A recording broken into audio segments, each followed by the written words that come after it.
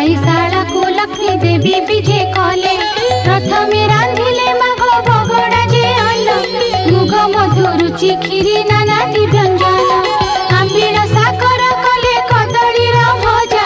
अति जत्ने कले माए तियड़ जे मंजा 60 पौटी से रंधन कले जाई बगड़ा भात महिमा कलना न जाई दूध पुड़ी कले माथ घृत पुड़ी कले